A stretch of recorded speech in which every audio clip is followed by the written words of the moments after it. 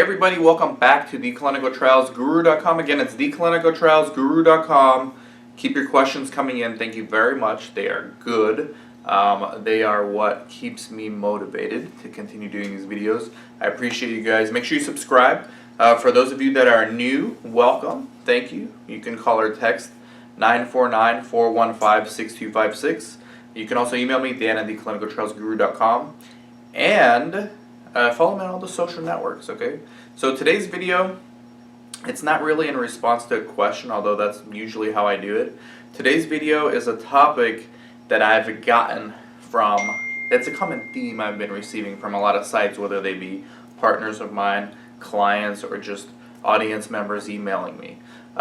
It's knowing when to play offense versus defense when it comes to running your clinical research site. So, and this can apply to any industry, but when you're in the startup phase, when you have a brand new research clinic, you want to be fully engaged in offense, like as much offense as possible. And by offense, I mean income generating activities, all right? So getting study leads, I can help you with that.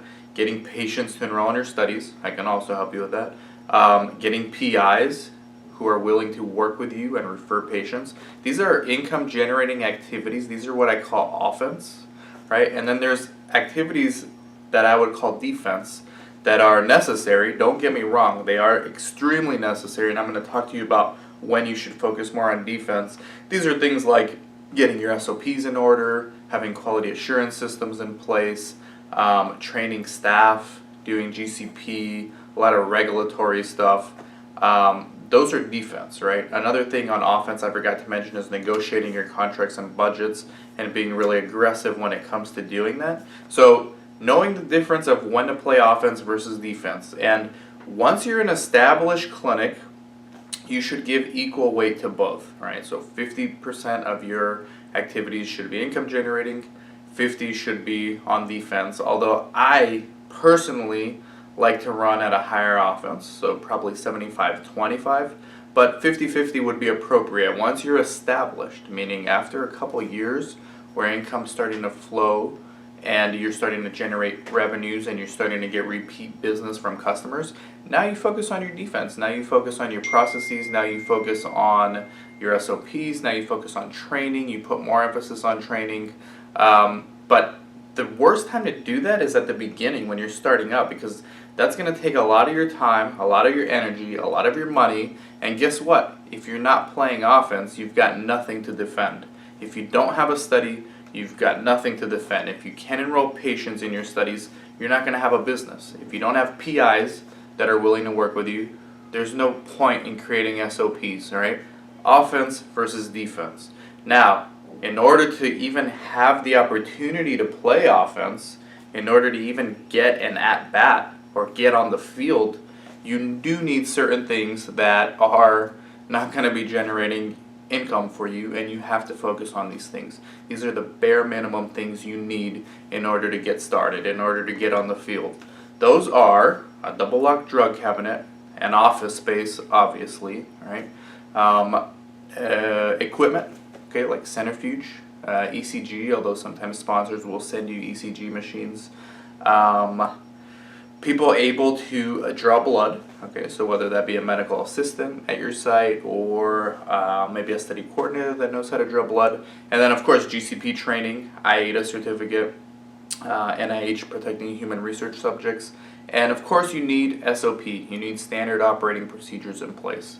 Other than that, if you're a brand new research clinic or you're in your first 1 or 2 years, you need to focus the rest of your time on offense. Lead generating, lead generating, lead generating. Where's your studies coming from? What studies do you have? Where are your next studies coming from? Where are your patients coming from? What PIs do you have? What sub-Is do you have? Can you add more? Are they referring patients?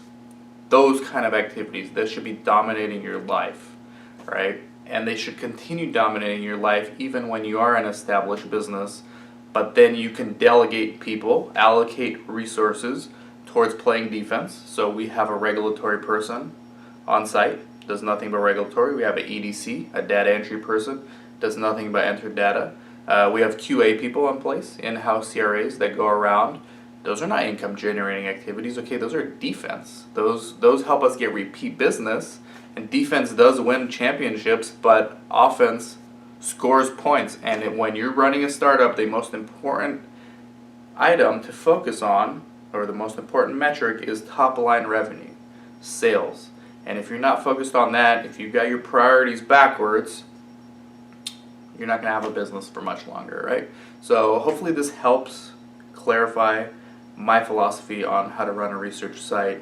And I'm definitely not saying that non-income generating activities in research are not important. They are, but at the beginning, you need to focus on just the absolute essentials, and then everything else is income generating activities. After that, start allocating more and more resources towards regulatory, all the defense stuff I talk about, QA, having systems in place, trainings, all that's good. You need it, okay? That's my take on it. All right, let me know your thoughts. Dan from theclinicaltrialsguru.com. Take care.